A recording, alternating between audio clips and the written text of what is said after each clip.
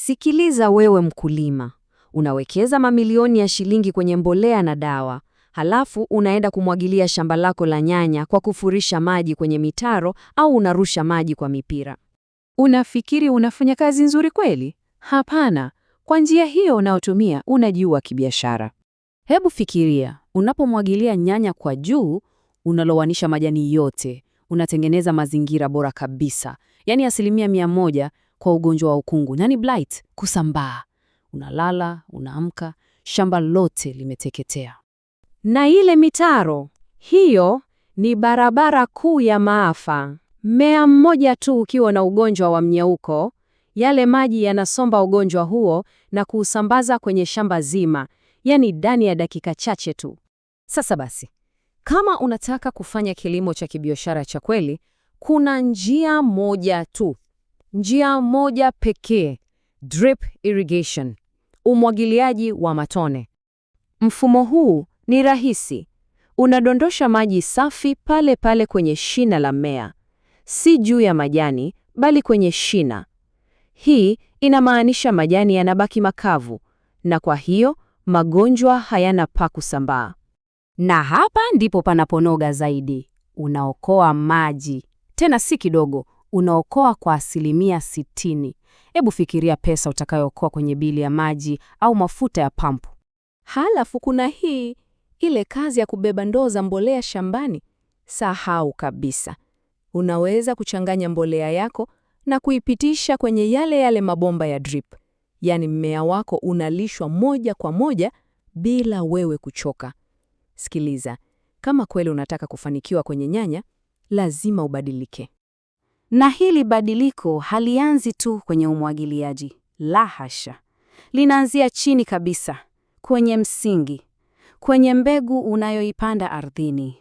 Na ndio maana sisi Kilimo Biashara Afrika tunakuletea mbegu chotara za uhakika. Anza mradi wako ukiwa unajiamini, ukijua una msingi imara ili uvune mazao yenye soko kubwa popote pale nchini.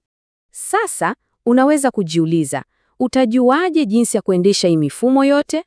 Au jinsi ya kuchanganya mbolea kwenye maji, yani fertigation? Unahitaji mwongozo sahihi. Na mwongozo huo si mwingine, bali ni kitabu cha Dhahabu Nyekundu, mwongozo kamili wa kilimo cha nyanya.